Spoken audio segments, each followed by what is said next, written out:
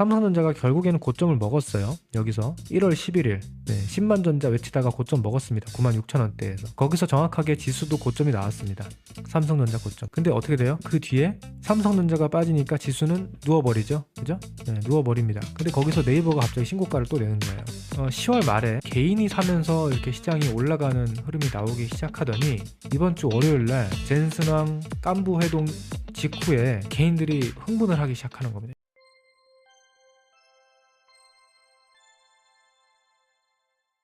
네, 반갑습니다. 시장이 굉장히 어제 오늘 큰 변동성을 보였는데 오늘은 제가 다른 얘기 거의 안 하고 시장 위주로 설명드리고 의견 드리도록 하겠습니다.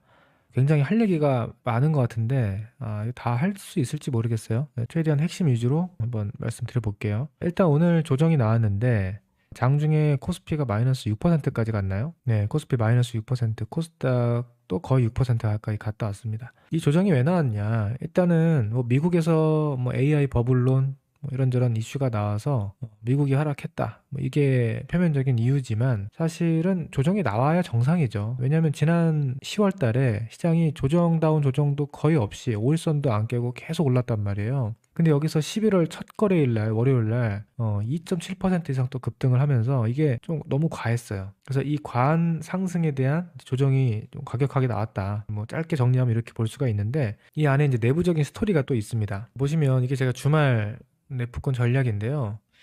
제가 이런 얘기를 했어요. 이게 이제 지난주 아시다시피 금요일 날 굉장히 큰 이벤트가 있었죠. 우리나라 이재용 삼성전자 회장 그리고 현대차 정의선 회장, 엔비디아 젠슨왕 이 셋이서 깐부 치킨에서 이제 회동을 하면서 약간 이거는 뭐 여러분 잘 아시겠지만 이 기획된 이벤트입니다.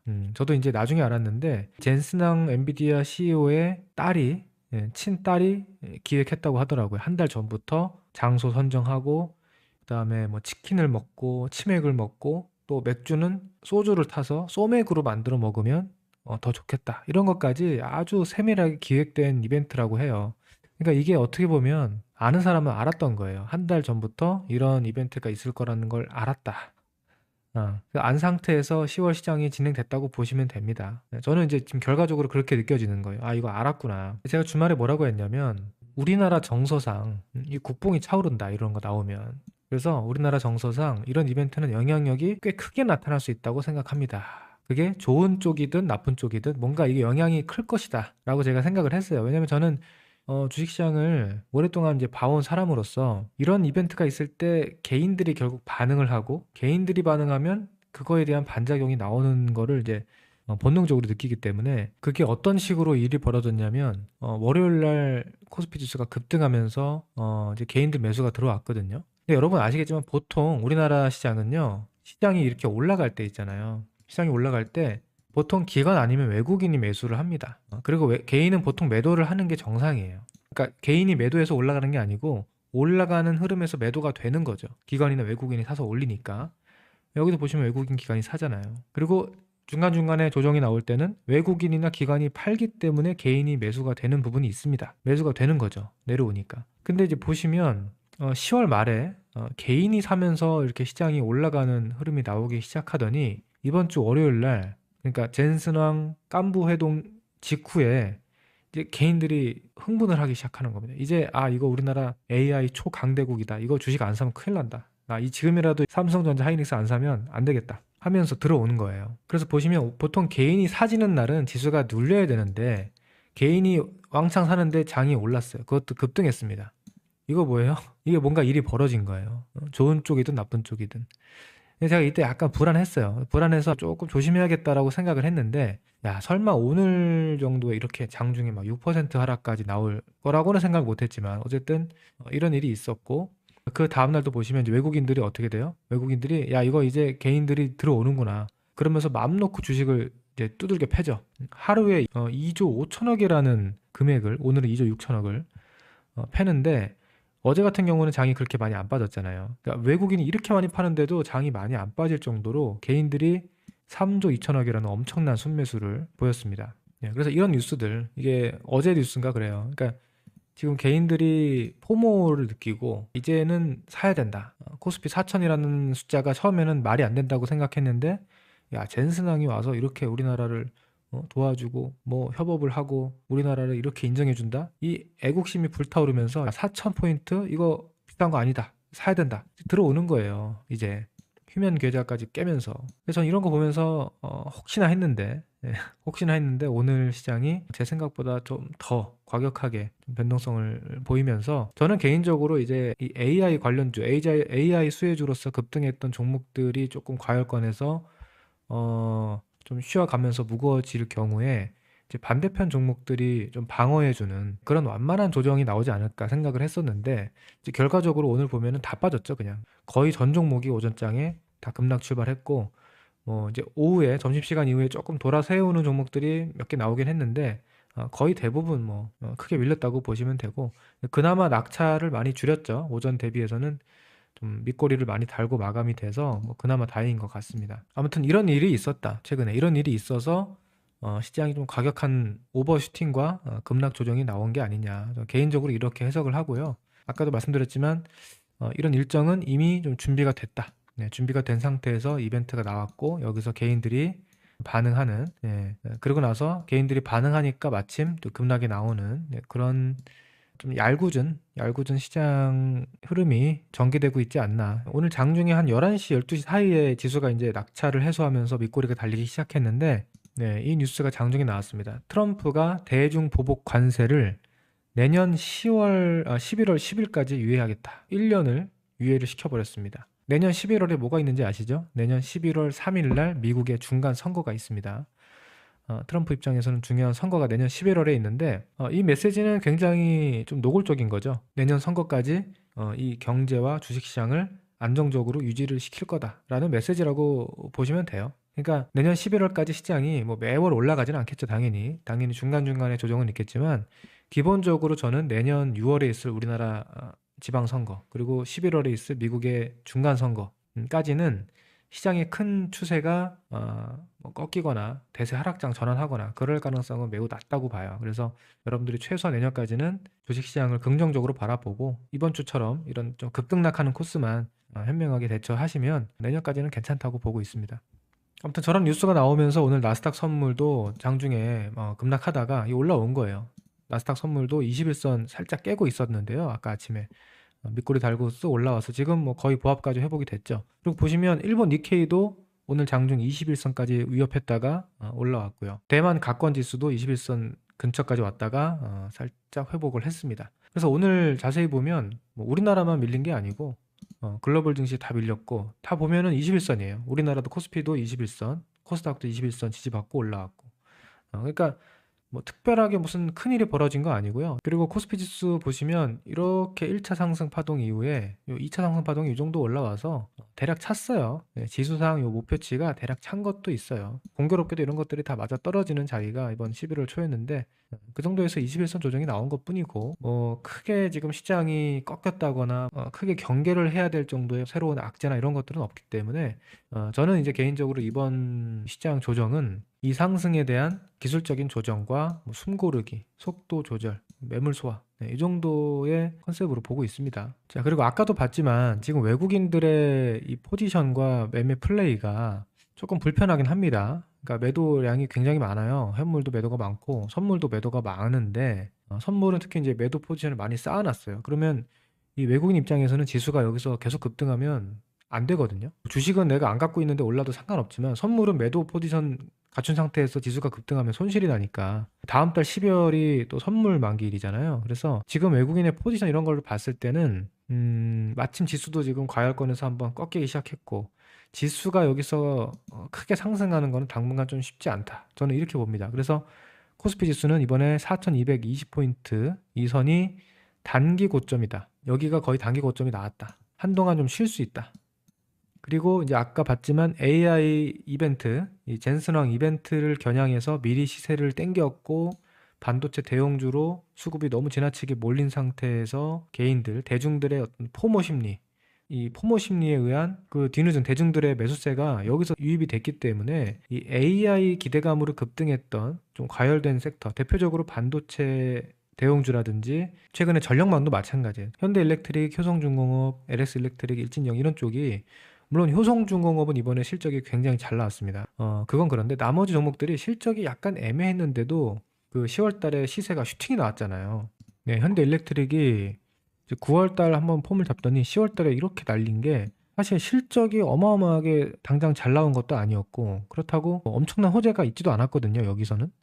근데 저는 지금 결과적으로 보면은 젠슨항이 26만 장의 GPU를 한국에 우선순위로 주겠다라는 얘기. 그러니까 결국 한국에 엄청난 이 AI 데이터 센터와 GPU를 활용하려면 어쨌든 막대한 전력망이 필요할 거 아니에요. 네, 그럼 그거에 대한 선반영이 어떤 정보를 알고 있는 측에서 미리 시세를 끌어올렸다. 저는 이렇게 봐요. 그럼 그 상태에서 지금 한번 흔들림이 나왔기 때문에 이 반도체 섹터와 함께 전력망 섹터도 지금 기술적으로도 과열이 심합니다. 이렇게 목표치가 찬 상태에서 이격도가 너무 과해요. 그러니까 여기서는 최소 조정이 필요합니다. 당장 급락 이렇게까지 보진 않더라도 조정이 필요하다.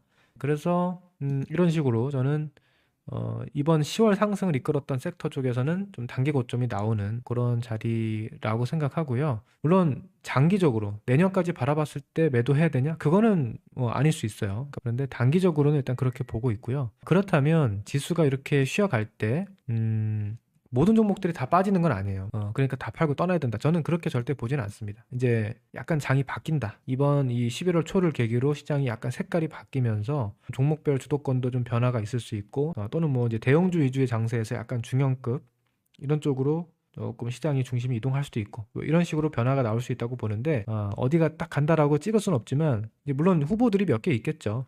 이 시장 상승장에서 여기서 주도주 역할을 했던 종목들 중에 그 중에서 여기서 그렇게 무리하지 않은 종목들이 있을 거예요. 그러니까 제가 생각하는 논리는 이겁니다. 여러분 상승장 있잖아요. 상승장. 이 상승장에서 주도 섹터가 하나는 아니잖아요. 네, 여러 섹터가 돌아가면서 주도력을 이제 보여주는데 이 주도주들은요. 언제 끝나냐? 장이 끝나야 끝나요. 그러니까 이 상승장이 끝나기 전까지는 모든 주도 섹터는 끝났다고 보면 안 됩니다. 그러니까 여기서는 지주, 금융, 증권 이런 종목들이 급등했고 뭐 반도체도 급등했고 여기서는 조선, 방산, 뭐 원전 이런 종목도 급등했고 뭐 또 중간중간에 바이오도 급등했고 이렇게 움직이잖아요. 계속 돌아가면서 움직이잖아요. 전력망 급등했고 또 반도체 움직였고 또 여기서 조선 움직였고 그러면 여기서 만약에 조정이 나오고 좀 순환이 돈다 그러면 여기서 크게 무리하지 않았던 여기서 크게 시세를 터뜨리지 않은 이제 다른 기존의 주도 섹터들 네, 그 안에서 또 뭘 봐야 돼요? 실적 전망이나 성장 스토리가 훼손되지 않은 섹터. 지금 실적이 막 부러지거나 내년에 성장 스토리, 기대감들이 크게 다운된다. 그러면 그런 종목들은 우리가 굳이 볼 필요는 없죠. 근데 실적 잘 나오고 전망이 좋다, 여전히. 네, 그러면 이제 그런 종목들 지금 봐야 되는 거예요. 예를 들면 조선이라든지 방산이라든지 또는 뭐 증권 지주 이런 쪽도 앞으로 정책 모멘텀이 남아 있고 또 이제 코스닥이 그동안 약했기 때문에 코스닥이 만약에 이번 이 변곡점 이후로 이제는 코스닥이 강해질 수가 있는 거죠. 그러면 만약에 코스닥이 간다 그러면 바이오라든지 또는 2차 전지라든지 이런 쪽으로 아니면 그 반도체가 그동안에는 이제 대형주 위주로 갔잖아요. 대형주 위주로 쏠림이 너무 심했다고 한다면 앞으로 연말 연초 내년에는 중소형 소부장 너무 소형까지는 가지 마시고요. 이제 핵심 소재 부품 장비주들 반도체에서 이런 쪽이 움직일 수도 있겠죠. 그래서 아무튼 어떤 섹터가 뭐 딱 간다라고 지금 단언하기는 어렵지만 이런 식으로 조금 시장의 변화 가능성을 여러분들 열어두시고 어느 쪽으로 움직이는지 계속 한번 체크해 보세요. 저도 계속 체크를 할 거고요. 이제 여기서 어떤 팁이 있냐면 장이 이렇게 이제 흘러간다고 했을 때 조금씩 시장보다 덜 빠지고 더 많이 오르고 빠르게 돌려치는 시세 그런 섹터가 나올 겁니다. 분명히. 그리고 지수는 여기 전고점을 못 넘어가는데 어떤 섹터는 전고점을 넘어서 장대 양봉이 나오는 그리고 거래량이 터지는 그런 섹터가 나올 거예요 앞으로. 그럼 거기가 그 다음 주도주라고 보시면 됩니다. 그 다음 마디에 주도권을 가져가는 섹터가 그쪽이 될 가능성이 높으니까 그쪽으로 빨리 따라 붙으셔야 돼요.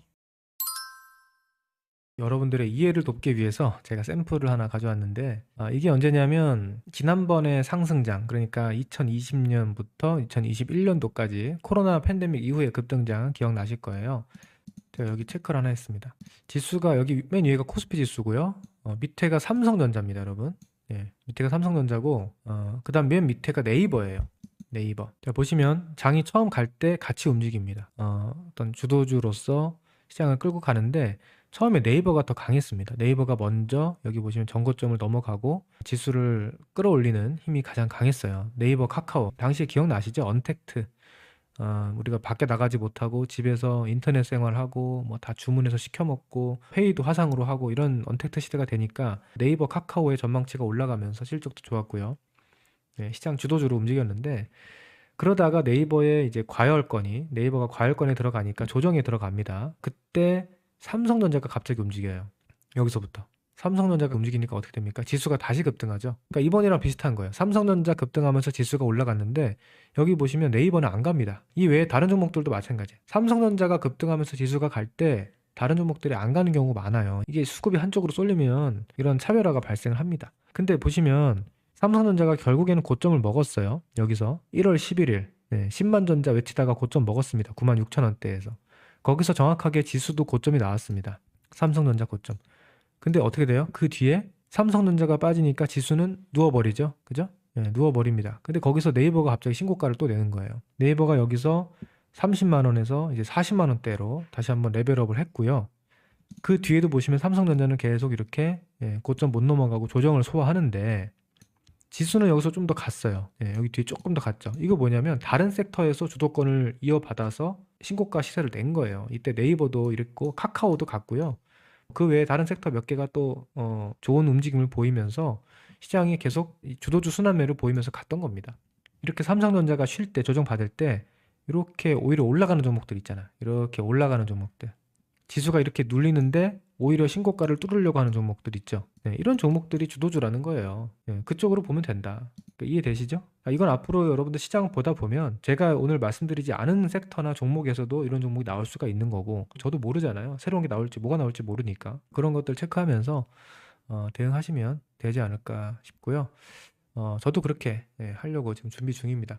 지금 시장이 이번 주에 너무 큰 변동성을 보였기 때문에 여러분들 아마 지금 많이 힘들고 좀 정신이 없으실 것 같은데 너무 그렇게 막 공포에 떨거나 그럴 장은 아니라고 보고요. 이런 시장의 큰 그림 그리고 내년까지 제가 장은 좋게 보고 있다고 또 말씀을 드렸으니까 내년 선거 관련해서 그런 이슈도 한번 잘 생각을 해보셔서 여러분들이 큰 그림을 한번 그려보시면 어떨까 싶습니다. 그리고 그동안 내가 주식을 좀 제대로 못 샀다, 제대로 수익을 못 냈다 하시는 분들은 이번 조정 이후에 이제 돌아나가는 11월, 12월 그리고 연말 연초 장세가 또 새로운 기회가 될 겁니다. 여기서 또 여러분들이 얼마든지 수익을 낼 수 있는 종목들이 탄생을 할 테니까 포기하지 마시고요. 저희 뭐 네프콘이라든지 저희 텔레그램 VIP 클래스 오셔서 제가 드리는 정보 그리고 의견들 좀 참고해서 매매하시면 더 좋은 성과가 나실 거라고 생각합니다. 네. 혼자서 어려우신 분들은 도움 받으러 오시면 제가 잘 안내해 드리겠습니다. 자, 오늘 시장 정리 영상은 이 정도로 마치고요. 네, 어려운 시장 다들 기죽지 마시고